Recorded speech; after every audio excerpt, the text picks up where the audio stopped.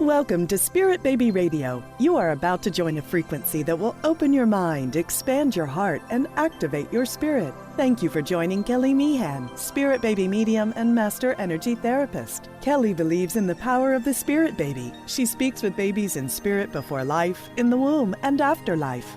She supports, teaches, and guides others to tune into the intuitive and mystical parts of life for greater wisdom. Join her in meeting your soul baby and build your connection and relationship with deep love and trust. Welcome to Spirit Baby Radio with your host, Spirit Baby Medium, Kelly. Welcome to episode 120, August 27, 2021. Psychic Psychology, your Spirit Baby communication up-leveling practices. What is psychic psychology? How can you fully access all of your awarenesses? Are you ready to create a practice that supports you? What new language will you allow inward to support you? How can Spirit Baby up-level with you? And I love this term, psychic psychology. I'm not even sure where that term came from. I don't know. I can be quite the creative wordsmith, is my joke, because I feel like I make up words sometimes. And other times I just get these sparkles in my mind, like Spirit Baby Medium. It came to me. That word never existed, that statement, that term, more than 10 years ago. It just didn't exist anywhere. Spirit Baby Oracle is another one. As well as, Spirit Baby Sanctuary, the Spirit Baby Collective. It's interesting what energies we create and how our minds kind of expand into. And so I'm sure psychic psychology has some foundational space. I know I did not invent that. But I have to laugh because we're so inundated with so much Google, search engines, the internet. I sound like I'm from back in the days of Yahoo and Ultra Vista and what were all those other search engines. Now it's all about the empire of Google. And it's interesting when we type things in, and what does it mean? Is there true meaning to it? We attach meaning to everything, right? We need meaning. We want to understand things. We have brains that solve, logic and research and do innovative things, but also there's the brain of limitation, of fear, of stress, of elasticity, of disease, of disorder. And yet, it's quite brilliant. The brain it's neurons, it's neuroplasticities of expandability in its tissue form. But also, of course, I love to go into the energetic. The energetic is really a connection with the physiology. And that's really important, is looking at the physiology. Not just alone as itself, but I mean the energetic is what I meant to say, not just the physiology, the energetic.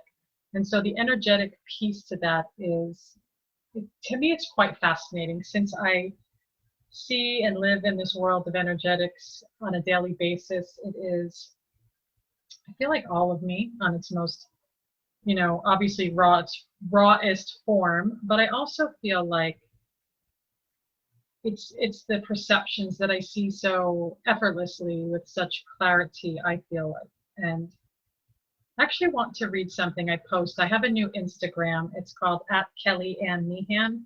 And it's more going to be talking about trauma and grief, mentorship, energy psychology, energy medicine, energy wellness. And so something I posted, who am I? I could list a bunch of Earth personalities, places lived, and the many experiences that have molded me, but I'll save that for later. I have an awareness of all things aligned in energy, which is all living and non-living things of matter or mass.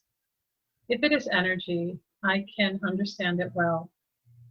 I understand it more than anything else beyond math or Spanish or English. It is a language that deserves acknowledgement, for it holds its own teachings and lessons. The language of energy is easy to me.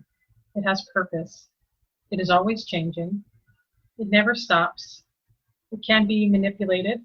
It has a charge to it. It is in every single cell of the human body at its core. It exists within the outside of all the life and non-life materials, things, and more. It is affected by toxic emotions, toxic environments, and toxic mental anguish. It is affected by exuberance, joy, love, lives within a spectrum, and I see and sense it all because I always have and always will, and it understands me well. It is easy for me, and my mission is to bring life into remembrance of our inner energy and to use those currents that exist around us and within us to truly be free. The truth of energy awareness can have limitations by the spoken language of vocabulary. It only matters because doubt and fear create ignorance with it, but in truth, it holds everything. I live and speak at my best in myself and others. Understanding energy has shaped my life and provided healing services for thousands of people around the world. I never had that plan, but it has unfolded in needed times of change and expansion. I know we all have different lights, intuitive skills, and perceptions. Each person experiences living life differently inside themselves and reflecting back. I see it and I know it.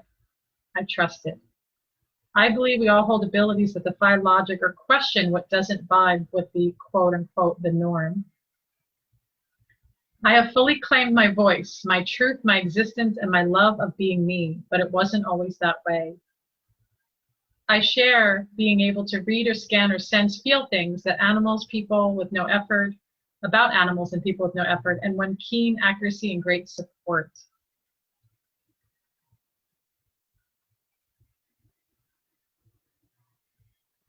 And I feel like there's more to include in that is the inner vision, clear knowing, and ability to access psychic sounds, smells, and tastes.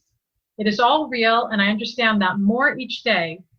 I do not separate myself from it. I accept these abilities to be able to be beyond my rational thoughts. I'm okay with it because it doesn't matter. I don't need anyone to prove what is real or not real. Consciousness is the highest real experience that lives through a multidimensional awareness. That is all I need.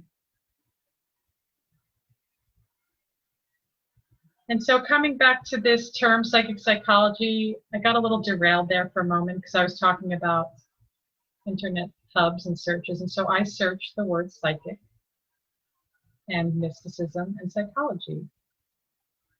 And I want to share those definitions. But I also wanted to share a piece of where I'm going with this part of my own awareness with the psychic energetic parts of myself and also parts of you that you use in spirit baby communication practices, or we can even call your natural instinctual awareness to be with creation, baby being, to create life, to be mother, to be father, to be pregnant, to heal through losses of all kinds. So this is where I kind of smile. So the word psychic, a person who claims to have strange mental powers so that they can do things that are not possible according to natural laws, such as predicting the future and speaking to dead people. And that's the Oxford Dictionary. And I laugh because it sounds so funny. And it just shows you the density that everything we read, of course, is not, it's really to one person's own thought process. It's what makes it true. It really depends. And so there's other definitions under that psychic space that are a little bit more charming. I have here mysticism. I thought would be a nice definition because it's the psychic is the mystic on some level, right? And so Oxford says mysticism is a belief that union with or absorption into the deity or the absolute, or the spiritual apprehension of knowledge inaccessible to the intellect, may be attained through contemplation and self-surrender. Now that seems more of a psychic connection. Contemplation and self-surrender. Oh, so good. So Wikipedia's definition of mysticism is popularly known as becoming one with God or the absolute, but may refer to any kind of ecstasy or altered states of consciousness which it's given a religion or spiritual meaning. And of course, I have the definition of psychology. Wikipedia is the science of mind and behavior. Psychology includes the study of conscious and unconscious phenomena, as well as feelings and thoughts. It is an academic discipline of immense scope, crossing the boundaries between the natural and social sciences. So where do you fall in your own psychological space? Where's your awareness? Where's the practice? Again, it's a language, right? This is what I say. And of course, yet again, you can Google psychic clairvoyance, clairsentience, claircognizance, Augustus, there's a lot of clairs out there. And all those clairs have different out of extrasensory perceptions. And those would all be under the psychic umbrella. As well as some would believe that mediumship and other extrasensory perceptions, kinesthesis, other maybe metaphysical paranormal phenomena can go underneath that umbrella. And it really depends on who you are and what kind of work you do and how deep you want to go there. I do feel like there's a lot of, I call it fluff psychic stuff on the internet, and to really get into the deep stuff, you have to follow the founders, the founders of all these different powerful ideas of the history of psi investigations, the parapsychology, the self-development, the fears, the awarenesses back, I want to say back probably in the 50s more. And there's this one guy, now his mind is slipping my head, but there's a lot of different people that, if you want to go into really curiosity of the psychic space, go into the history of psychic phenomena, mediumship, and really go from there up. It's like going into the roots of the ancient, of those that really brought out this information in ways that were extremely controversial. And of course, there was a lot of skepticism, and of course, there were charlatans. There's a charlatan in every kind of field, even psychology and science, as we know that to be true. And so if you're looking for the non-fluff psychic stuff, go deep underneath and, do some research into that space, but also using yourself as an antenna, a satellite. You are the radio signal. So your internal experience is where it begins. And so in that internal experience, you get to see more about who you are, what that looks like, and how it develops. And there's visualizations, there's meditations, there's teachings, trainings, and you can do all these beautiful outside stuff. I would never say not to, because I do teach spirit baby communication mentorship for those baby intuitives, spirit baby intuitives and healers that want to accelerate and bring in that knowledge to a more deeper and aware place. And of course, in that place is your place. This is the self-discovery. I love the self-surrender, the self-awareness, and most of all, the self-love. All that packaged in that beautiful way of bringing in your own psychic foundation. That psychic is a part of you. It's not this outside phenomena that you can't be connected with. Of course, psychic awareness does take a level of practice, only because if you feel disconnected from your energy or not available, then you do have to create a practice of connection. And people always wonder about how I speak or what I share.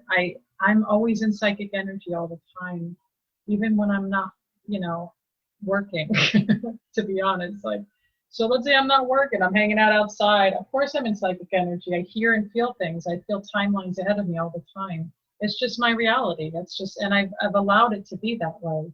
I've allowed my feeler sense to be available for it. I've allowed my inner visual sense. So I'm always being attentive to it.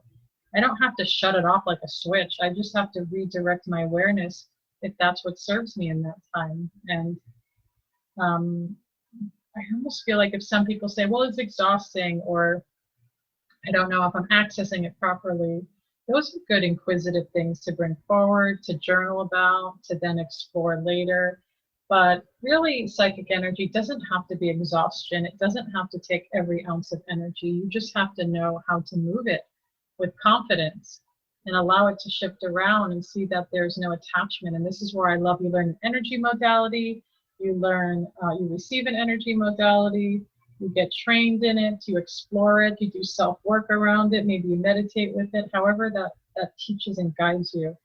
because that's where it all begins, is that energetic space of then awareness and then moving into the psychic realms. And Spirit Baby is highly psychic. If you don't have psychic awareness of any kind, guess what? It's going to be hard to hear your baby.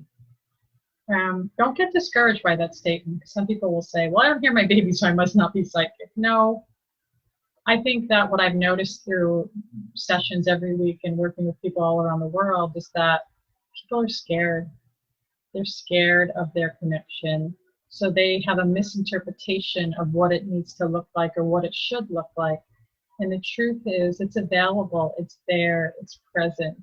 And so you get to explore your spiritual practice and space through different opportunities of connecting with your higher self in your electromagnetic field, within your bodies of being. You get to connect with other people. And you get to have conversations in community about it. This is a big part too. This is why I created the Spirit Baby Collective, is to come into community, monthly membership, sitting with others, coming to the Facebook pages, even I have also set up. It's being in community with others that feel aligned in that Spirit Baby energy, that can build that spirit commonality to then rise together collectively into what you want to be in this creation and parenthood, and holding your babies and feeling them in your arms earthside, not just in this before place that can feel quite frustrating for many. And the over questioning, or where's the next intervention, or what is wrong with me, or what does it look like? You get to be a recipient of receiving information. And again, it helps to have me around, because I'll call you out on where your mental structures are and how to, move between the mental structures and your own inner mystic. I do this all the time, and I love to do it because I see it so clearly. I could see it so clearly, and yet I do believe in you. I have faith in you, that your baby being is wanting to be in connection with you, whether you're on a struggling conception journey, whether you're in pregnancy and just terrified as hell, or if you're not terrified as hell, but you just want that beautiful, loving, pre-birth communication awareness. Or let's say you had been in loss and you're in loss to conception, whether you've had miscarriage, termination, stillbirth, infancy loss, the tragedy, grief, the powerful energy in that space. But then to go, oh my gosh, now how do I show up for Spirit Baby being after this experience? And there's layers and levels to that internal world within you that then you get to bring forward and you get to work with, right? This is where we talk about the inner work, the wounded healing work, the spiritual work, the working from the energetic to then build whatever that new awareness of healing wants to look like for you. And so, as I said before, that really the number one thing around the lack of, I don't hear my baby, or I don't feel anything, or I don't know, is really all about confidence. Confidence. Oh, that confidence, that surrender. We'll use that self-surrender again. How to then drop in to the self-surrender and the confidence, because nobody can convince you to be confident.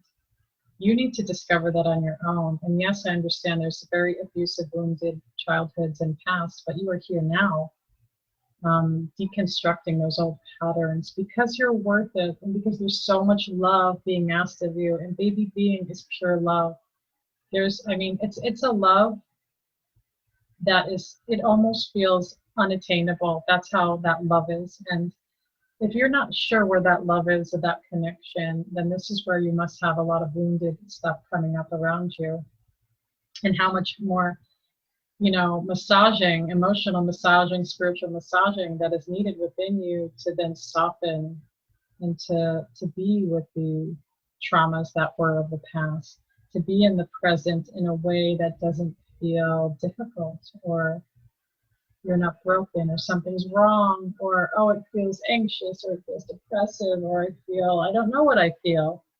Get together in community, come get a session, figure it out. Allow that psychic awareness of you to merge in all parts of your life, and let it be the compass, the guide. Let it work with your intuition, like the compass and the guide.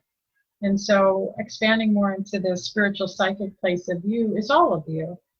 And again, number one is that confidence, making sure that confidence doesn't feel like it's always difficult to arrive to. It just kind of reminds me of the story of this woman. Really, I feel like she was a very highly spiritually connected woman from my own interpretation of it, because when I look at frequencies of people, her frequency was so available, so pure and so humble. And yet she struggled to hear her daughter, who passed away through stillbirth many years ago. And then one day she came back, worked here and there, and she came and she said, you know what happened one day?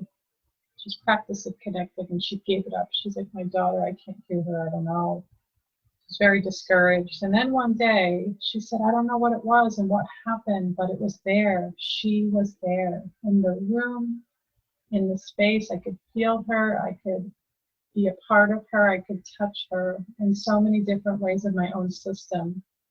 And before that, though, this woman claimed I couldn't get there. It was like, I don't know what it was. And what an amazing celebration and connection that is, because she was able to sit in her own awareness of the world, to do the best she could with the grief and the different energies of her life, her career, her family, of what it was, to then get to this next level. And sometimes we don't know. Sometimes we don't know what that level looks like, and we just show up to it. And it's there. And so I feel like that's very common. So when you're in a spirit baby communication practice and maybe it becomes a bit routine and you're feeling a little bored by it, if that's the case, then you're just sitting in mental projections. I don't want to be a damper on your spirit, but that can happen. Or you can shift into other sensory abilities within your own being to then see what does it look like, or what can it look like, or what is the next piece that brings a feeling of completion, or a sense of like, okay, I got this, or I feel like this is what it's like, and I could feel the momentum, energy, the ability for it to move, and again have texture and substance to it, and then moving with it, and then going, okay, yes. And again, remember that confidence. And so your spirit baby communication practice can be very multi-tiered. You can say, okay, I'm going into meditation, or I'm going to the beach. I'm going to do some dancing and play the drums. I'm going to do some dancing and sing. I'm going to get into the journal and really craft away and do some pictures and writing. And this is my communication practice. I'm going to, what did I miss there? What other ways are there to connect? I feel like there's so many. I'm going to pull out the arts and crafts. I'm going to do my garden right now. My garden is inspiring me, this energy of creation and fertility. I'm going to redo the house and feng shui it and shift the energy and let that baby energy kind of move into my consciousness. And so, again, finding your own rhythm in your own psychic, psychological, spirit baby communication, practicing space, we'll call it. Again, there's not one way to do it, as you will hear me say many times. And yet again, reminding you, coming back to confidence, of course, confidence, but awareness. Where's the awareness?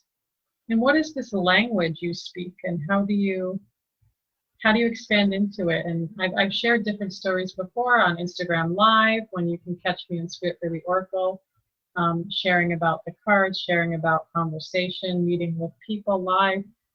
You know, I've talked about just different stories that pop into my mind of situations. And I believe I shared this one story. I don't know where I shared it, but this woman was sharing all this amazing psychic stuff. And then she goes, well, Kelly, I don't hear the baby. And I was like, whoa, what just happened? You just literally shared with me all this stuff from the baby. And what I realized, which is very common, is that her mental structure told her that wasn't the right way it was. It had to look a certain way. So what happened is, when I do feel like this happens to a lot of people, she missed out on actually what was real.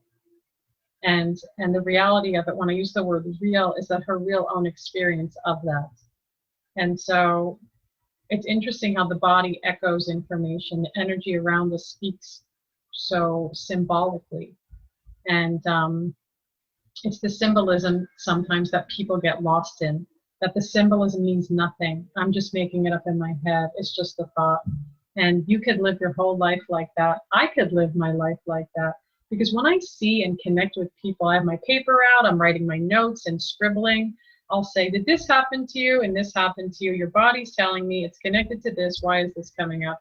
And they go, yes, yes, yes. Okay. So then I go, but I just thought I made that all up. How can I make that all up? I don't even see them. I just hear their voice. And so I'm being a little kitschy here because my point is energy and information is very symbolic, and there's a sense of how it moves through.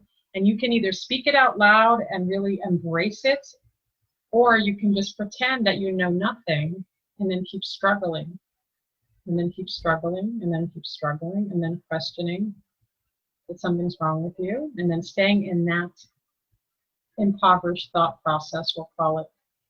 And then the confidence disappears, and then there's no connection to anything. You start to kind of overanalyze, overthink, overcompute, become robotic, become disconnected. You have that choice, but I feel like if you're in this space and you're tuning in, you don't want that. You want the robust, the aligned, the free fluidity, free flowing part of you, the light, the connection. You want that part to be accessed. Again, energy, you can't grab onto energy. Let the symbolism come, let the feeling come. It's okay not to know right away. Write it down in a journal, come back to it, reflect with it. And sometimes you still may not get that solid answer, but I get it. We want answers. We can't always get the answers that we think that we need or want. We have to continue to show up, be in the momentum, be in the energy, be in the flow. And so we'll call it your inner psychic psychologist is waiting for you, right? It's waiting for you to listen. It's waiting for you to merge the behavioral thought process of consciousness with the inner mystic, the psychic, the symbolic, the free-flowing, the effervescent, the visual. Look at that. Both of them are meeting each other side to side. They don't have to fully merge with each other because they're different forms of, I won't say structures, ideologies. They're different parts that are just sitting together. It's diversity. Mysticism and science is diversity of two parts because they're not the same. They're not supposed to be the same. And mysticism and psychic awareness is not supposed to be shoved into science because science is dense and limiting. It doesn't have that high wisdom of intelligence, but that's what we try to do in our culture because we want to make sense. And somehow the infancy of science and its errors and ways, we somehow believe it has all the answers, but it actually doesn't. And that's where a lot of, you go into deeper data and research around energy psychology, paranormal psychology, they go deeper into this, that quantum physics even goes into it, that the immaturity of one over the other is just truth. It just is. It's okay. Earth world has its limitation. But mysticism and other realities in multidimensional ways, there is no limitation. And science is not supposed to take care of that. Science is just a curious, helpful part of this world, but it doesn't, yet again, it's not everything. And so even though we put together psychic psychology, again, they're back to back. They're sitting with each other. They have power, they have strength, they have connection. And so if you're looking internally, giving your next steps to up-leveling your spirit baby communication practice, I'm going to encourage you to look at that confidence, create that new meditation and body awareness exercise. Speak to baby being, please. Babies, they hear you all the time. I get it. They hear you, they hear you, they hear you. Hear you, mommy. Hear you, daddy. Hear you, hear you. Maybe make a song for you, those that are tuning in, because I hear the same thing all the time. And so remembering those things and seeing what next serves you, what this your spirit baby goodness practice, what internal awareness want to come forward and receive it. Just receive it. Receive the play, receive the love, And that's what I would say baby being wants from you anyway. I want to thank you for joining Psychic Psychology, episode 120, your Spirit Baby Communication Up-Leveling Practices. And if you like my podcast, please subscribe and leave reviews. Thank you for joining this week, and please check out, as always, my book. It's a journal, a Sacred Communication, a Spirit Baby Journal for conception and pregnancy. And of course, Spirit Baby Oracle cards, Soul Answers from Spirit Baby. And those beautiful cards are shipped USA and internationally, and you can use them in conception, pregnancy, and birth loss. And of course, birth loss to conception. They are messages. You're asking answers. Your intuition is listening, and you are getting deeper connections with that.